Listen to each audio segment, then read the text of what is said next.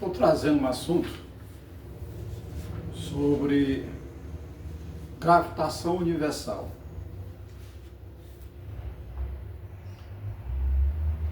Então, é um assunto que remonta há muito tempo atrás, quando a humanidade estava evoluindo, tomando conhecimento do que era então o que se via em termos de planeta, em termos de terra, e algumas mentes humanas se perguntavam. Houve, inclusive, até envolvimentos com a igreja, que defendia uma situação, e a ciência teve que discordar depois, que houve, inclusive, até a conhecida por todos da Santa Inquisição, aonde alguns cientistas, alguns estudiosos, sofreram apenas da Santa Inquisição. E hoje, se eu voltasse ao passado e estivesse falando dos assuntos que eu vou falar, com certeza a Santa Inquisição me pegaria. Salvo, meu Deus, se não me mandasse queimar vivo, como aconteceu com Giordano Bruno. Mas os tempos evoluíram, as coisas mudaram. É muito sério. Então, vamos falar da gravitação universal. Dentro dos livros que eu tenho na biblioteca, um deles é esse de física, Fundamentos da Física, do Romário Nicolau Toledo, é a Física 1, Mecânica. Agora, no curso de Engenharia Mecânica lá da UFC, nós tínhamos aulas de física dentro do currículo, que chegava até o que nós chamamos de física moderna. Então, da coleção que eu tenho ainda, agradeço meus pais da época por conseguir os meus livros, é a minha riqueza. Nós vemos aqui Mecânica, do Halliday Resnick, número 1, Mecânica. Número 2, Fundamentos da Física, Halliday Resnick, Gravitação e Ondas e Termodinâmica.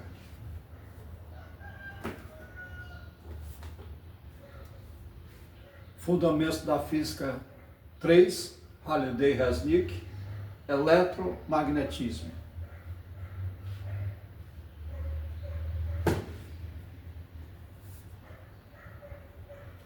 Fundamentos da Física 4, Ótica e Física Moderna.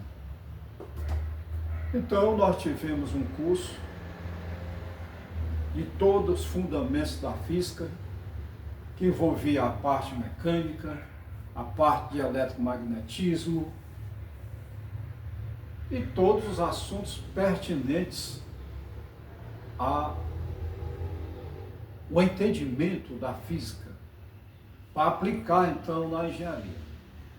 Assim como nós tivemos lá na matemática, cálculo 1, cálculo 2, cálculo 3, álgebra linear, cálculo vetorial. Os colegas que estão me ouvindo, que passaram pela Universidade Federal do Ceará. Ainda hoje, acredito que o currículo esteja mantendo essa linha de ação. Todos eles passaram por essas disciplinas. Bom, apresentando os livros, né? Eu guardo ainda com carinho. E estou fazendo então a leitura aqui do Toledo, que trata exatamente também do assunto que vou colocar em pauta aqui, que é gravitação universal. Bom,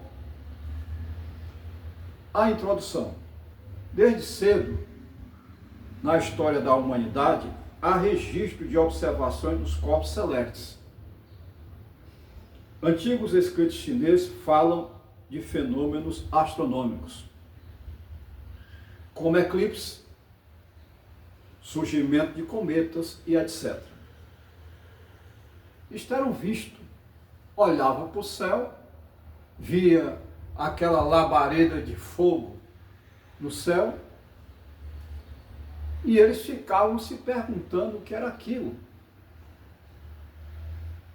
Ou então, aquelas luzes lá no céu, mostrando um planeta, uma sombra. Então, foi despertando então a imaginação dos estudiosos, dos cientistas, que nós vamos citar aqui os nomes. Os antigos navegantes orientavam-se pelo movimento da Lua e pelas estrelas.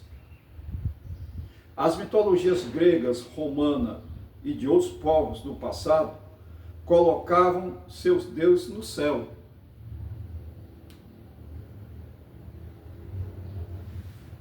E procuravam explicar os fenômenos observados como manifestação divinas. O estudo propriamente científico dos astros iniciou com os filósofos da Grécia Antiga que, pela primeira vez, tentaram explicar os movimentos dos corpos celestes sem recorrer aos mitos e à religião. São deles as primeiras descrições do nosso sistema planetário. Em sua obra famosa, Almagesto, o último grande astrônomo grego da antiguidade, Cláudio Ptolomeu, que viveu 2 séculos depois de Cristo, propõe um sistema planetário geocêntrico, pois estabelece estar a Terra o centro do universo. A Lua e o Sol descreveriam órbitas circulares em torno da Terra. Quanto aos demais planetas, cada um descrevia órbita circular em torno de um centro que, por sua vez, descreveria outra órbita circular em torno da Terra.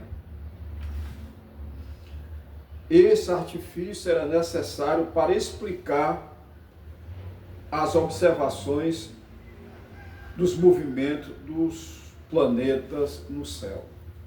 Então, senhores, era a época do geocentrismo. Eles tinham a Terra como centro do universo.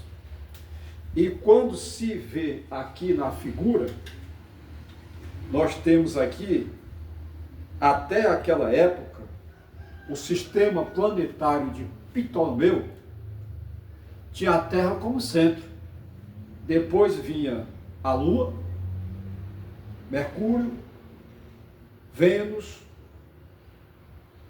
o Sol, Marte Júpiter e Saturno. Então, existe aqui, né, um desenho no livro, aonde mostra o sistema, como os senhores estão vendo aí, geocêntrico. Bom, durante muito tempo, o sistema de Ptolomeu se manteve aceito sem contestação. Somente no século XVI foram levantadas novas hipóteses sobre o universo. O astrônomo polonês Nicolau Copérnico, nascido em 1473 até 1543, quando faleceu, em sua obra sobre a revolução dos corpos celestes, publicada prudentemente no ano de sua morte. Então veja, ele, em sua obra sobre a revolução dos corpos celestes, ele só foi publicada depois da morte dele. Você sabe por quê? Porque não era aceito. Essas ideias não eram aceitas. Porque ele discordou do sistema que era aceito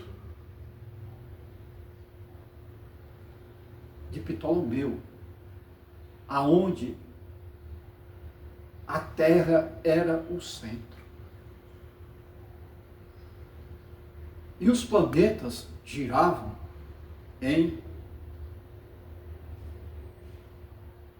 numa verdadeira circunferência ao redor da Terra, em forma circular. Era a perfeição. E a igreja estava exatamente baseada no sistema geocêntrico de Ptolomeu.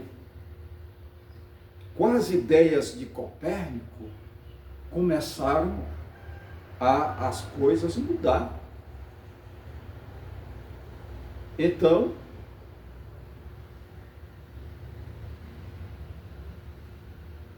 publicada prudentemente no ano de sua morte, rompe com o passado, propondo seu Sol o centro do universo. Por isso, seu sistema planetário é dito heliocêntrico.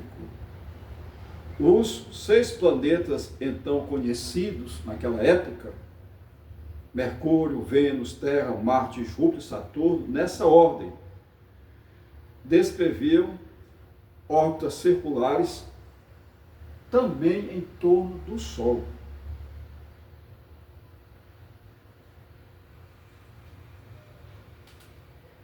Muito bem. Galileu e Galilei, já nascido em 1564 e falecido em 1642, foi um ardente defensor das ideias copernicanas.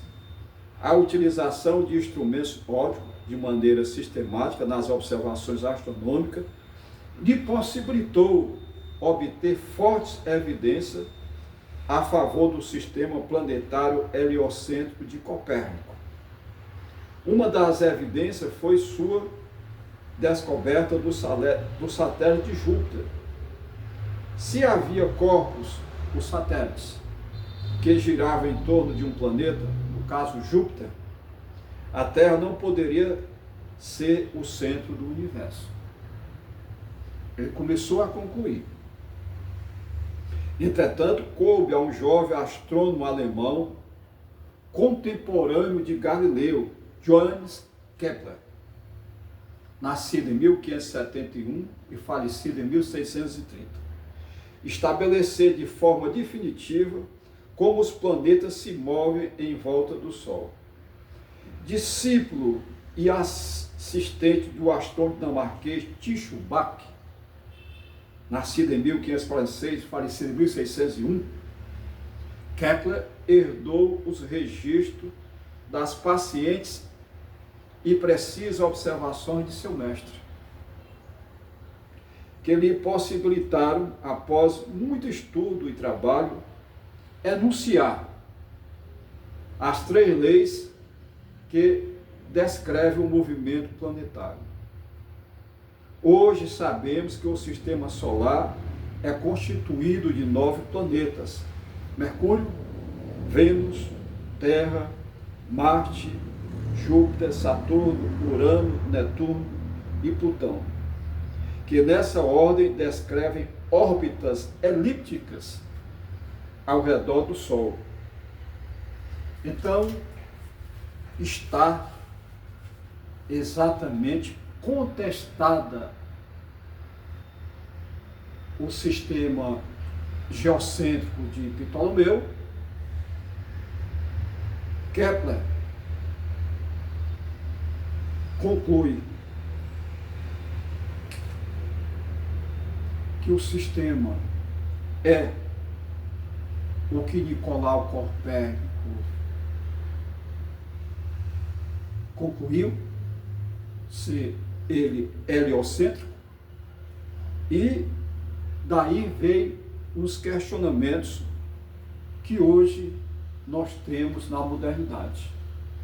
Quando eu falei dos planetas Mercúrio, Vênus, Terra, nessa ordem, a Terra é o 3º planeta mais próximo do Sol.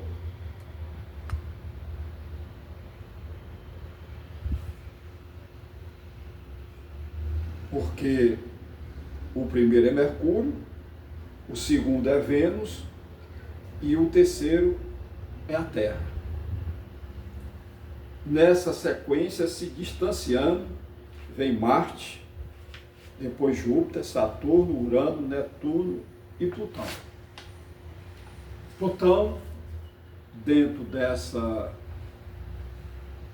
desse estudo, nessa modernidade, quando esse livro foi comprado, por volta de 1979, quando eu entrei na UFC, Plutão ainda era considerado planeta. Hoje não é mais. Pelas razões que depois, em outra oportunidade, se fala. Pois muito bem. Então, vale ressaltar que Johannes Kepler,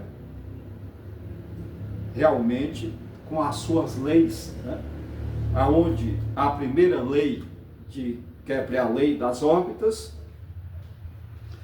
que ele diz que os planetas descrevem órbitas elípticas em torno do Sol, que ocupam um dos focos da elipse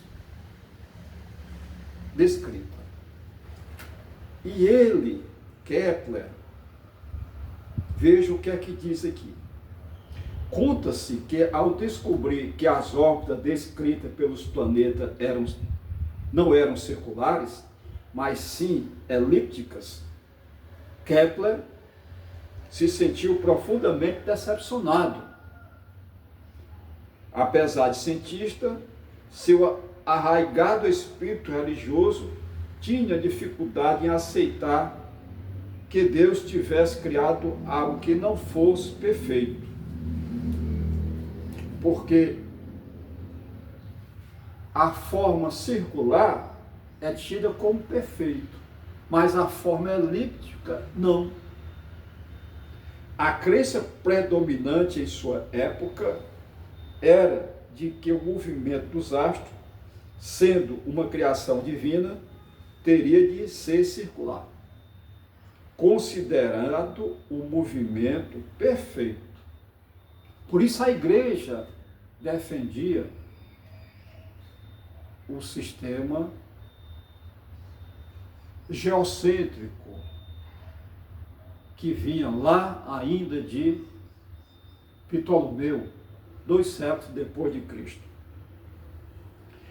A elipse, cujas principais características são apresentadas no quadro seguinte, aí há no livro uma demonstração da elipse, né? Mas o que vale ressaltar aqui, que foi desbancada o pensamento do geocentrismo. E a partir, então, daquela época, né, quando consolidou realmente 1543, quando morreu Copérnico, vocês observaram que ele publicou depois da morte dele, para não ter problema com a Santa Inquisição. Já disse, Giordano Bruno foi queimado vivo. Bom, o certo é que ficou patente a questão do movimento dos astros. Bom, e fica patente então a passar a valer exatamente a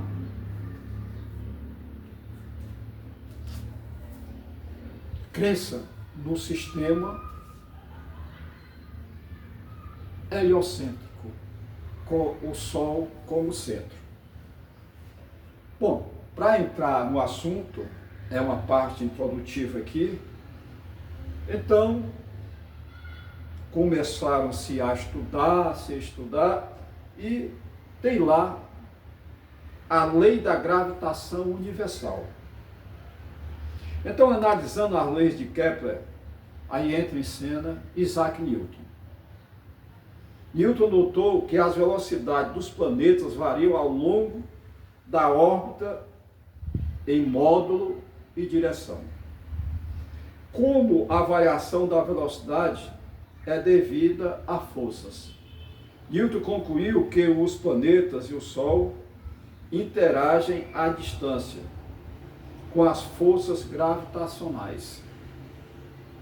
Uma tremenda capacidade de generalização e um conhecimento profundo da matemática permitiram a Newton descobrir que as forças gravitacionais dependem diretamente das massas do Sol e do planeta, e inversamente ao quadrado da distância entre eles.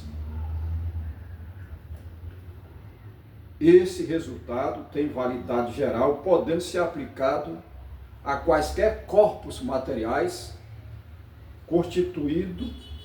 constituindo a lei da gravitação universal. 2 pontos materiais se atraem com forças e intensidades, são diferentes proporcionais às suas massas e inversamente proporcionais ao quadrado da distância que os separa. Bom, de toda essa conversa, nós vamos chegar exatamente nessa fórmula aqui, que vai ser o motivo da nossa conversa. Então, considerando essa arte de minha autoria, nós temos aqui a Terra, representada nesse círculo maior, e aqui a Lua. Já posso adiantar para os senhores que a Lua, para não sair, vamos dizer, cair nesse universo de meu Deus, ela está sendo atraída fortemente pela Terra, exatamente por uma força chamada impulso gravitacional. Na verdade, a Terra, para não sair, para não cair no espaço, exatamente atraída para outros planetas, aqui a Terra está proporcionando uma puxada, que é exatamente o empuxo gravitacional. Porque se deixasse de haver, se anulasse o empuxo gravitacional, a Lua cairia. Iria ser atraída por outro planeta. E nós não teríamos mais a Lua. Mas existe um Criador que foi o arquiteto do universo e tudo funciona de forma harmônica.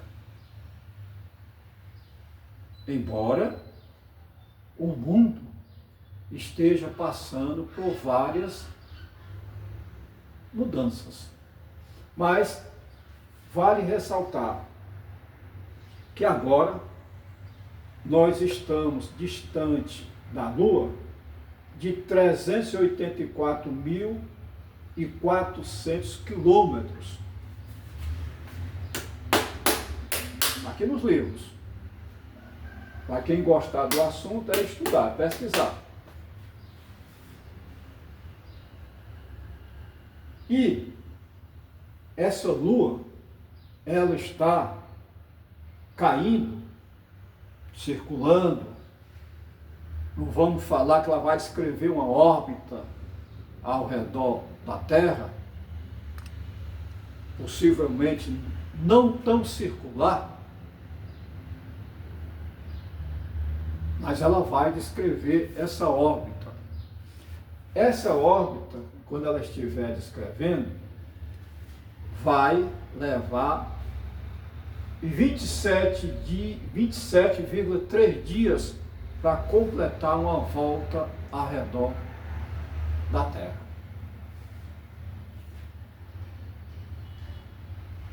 E ela está se movimentando com uma velocidade de 1.022 quilômetros por segundo, que corresponde ela percorrer 13.679.200 quilômetros por hora. Você imagine a Lua se movimentando a 1.022 quilômetros por segundo. Mas ela está a uma distância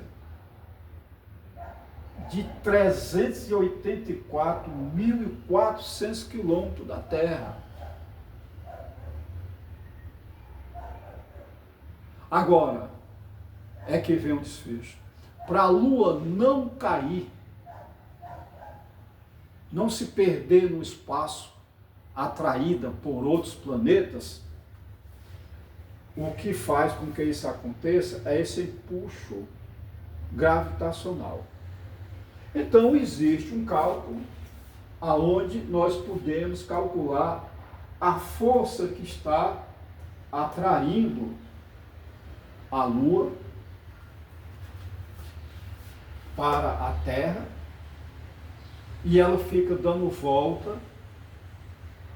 uma volta em torno da Terra, dependendo da posição que ela se apresenta para o Sol, nós vamos ter as famosas fases da Lua.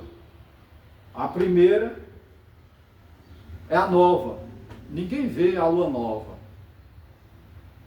Quando ela começa a surgir, nós estamos na fase crescente. Quando ela está toda cheia, quando se observa ela, nascendo aqui, como eu estou em Tapajé, estou aqui na praça da Matriz de São Francisco de Assis, quando se olha lá, por lado da Santa Bárbara, lá São Pedro,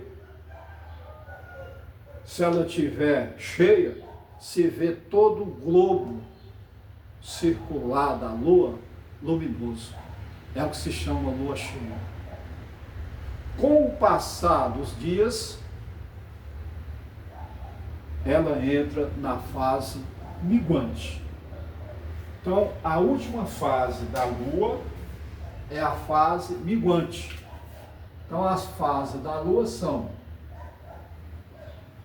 lua nova, que ninguém está vendo a lua, você olha lá para o lado da Santa Bárbara e São Pedro, ninguém vê a lua. Então, ela está na fase nova. Vai passando os dias, aí começa a se ver parte da lua, ela está crescente. Proporção que vai passando os dias, ela vai crescendo até o círculo da lua ficar todo cheio. Então a lua é crescente. A partir daí, ela vai diminuindo esse disco só luminoso, e ela está minguante até desaparecer de novo.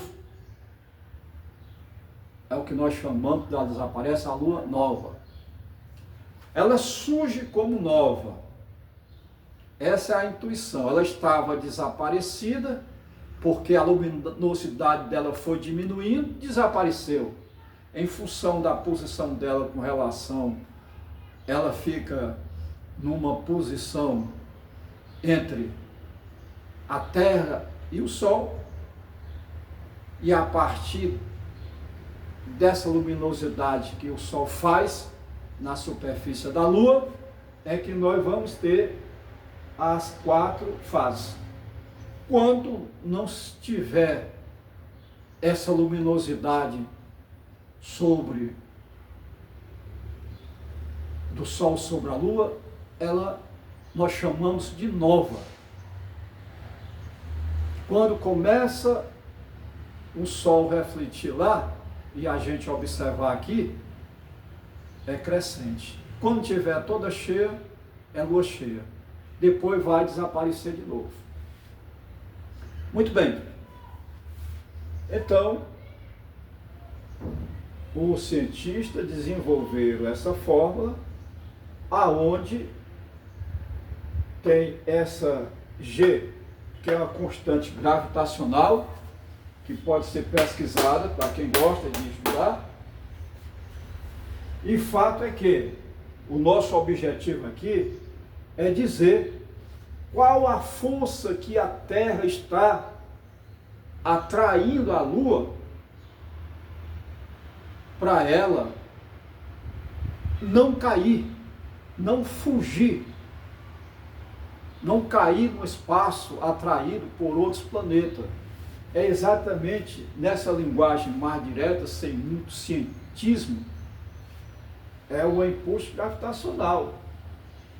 Então, quando se pesquisa a constante, está aqui. Então, temos que considerar da fórmula F, a força gravitacional, o G, a força de impulso gravitacional, que puxa a Lua. Como os cientistas falaram que os planetas se atraem. O G é a constante gravitacional. M1 e M2 são as massas dos dois corpos, que é exatamente a Terra e a Lua.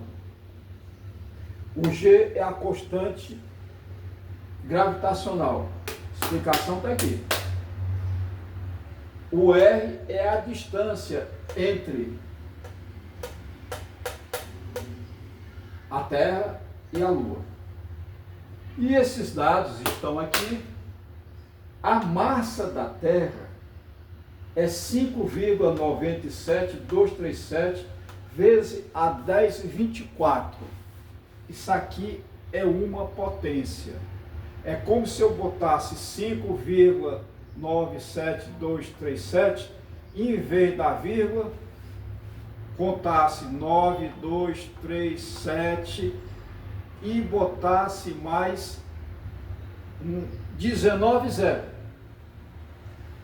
Então a forma, para quem não lida com esse número de potência, para simplificar essa representação, a gente bota aqui 10 a 24. Então é um número que eu fosse escrever ele aqui, eu botaria o 5, o 9, o 7, o 2, o 3 e o 7 e botaria mais 19 zero, que não caberia no caderno. Então se representa de forma de potência. A massa da Lua é 7,349 vezes 10 a 22 kg. Então os senhores percebem que a Lua pesa menos do que a Terra. E a Terra, por ter uma massa muito maior, por ter com certeza um campo magnético muito maior, é quem atrai então a Lua. E a Lua está caindo. Para não cair, ela passa a fazer órbitas em torno da Terra. E essa órbita leva exatamente 27,3 dias, quase 28 dias. Agora, existe esse contaral complexo, mas não difícil de fazer. Você, de posse de um celular que tenha nele uma calculadora científica, você consegue fazer esses cálculos trabalhando com as potências. Bom, e calculado essa força que está puxando a Lua, que a Terra puxa a Lua, para que ela não vá cair, para que ela faça uma órbita em torno da Terra. Quando se calcula, dá 1,982 vezes 10 a 20 Newton. Há uma transformação de Newton, que é o que expressa força, mas nós transformamos isso para uma linguagem conhecida em outro sistema, aonde a força é representada como kgf. Então também hoje os profissionais têm conversores de unidade para isso, que pode trazer isso no seu próprio celular. Então eu fiz essas contas e conferi com o livro. Não tem erro, tá certo? Se tiver errado, eu estou errado e o livro está errado. E os cientistas estão errados. Até que se prove o contrário, está tudo certo. E a força que na verdade está puxando, a Terra está puxando a Lua, falando em quilogramas forças, é 202 202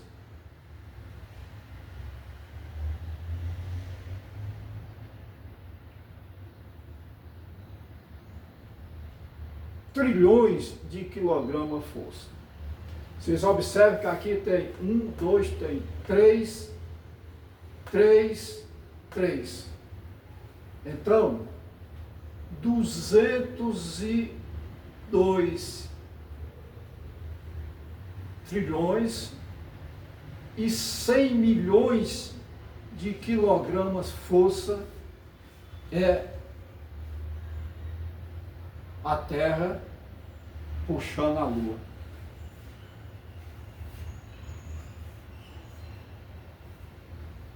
Quem vê eu falando essas coisas, tá certo? Acha que eu estou ficando doido. É ciência. É o que está acontecendo.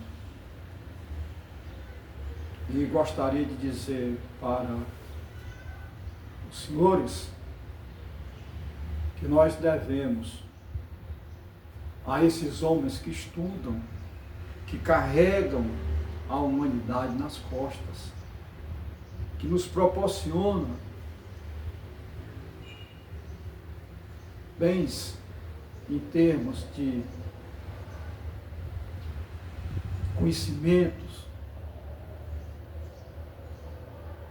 Se não fosse esses cientistas, o mundo não tinha chegado ao que nós chegamos hoje. E mais coisas vão acontecer mais na frente. Inclusive a ciência trabalhar em cima dessas doenças que estão exatamente destruindo a humanidade, como câncer e como tantas outras. Isto porque nós somos, na verdade, obra do Criador e semelhança dele. Por isso nós somos inteligentes e podemos ainda fazer muita coisa pela humanidade.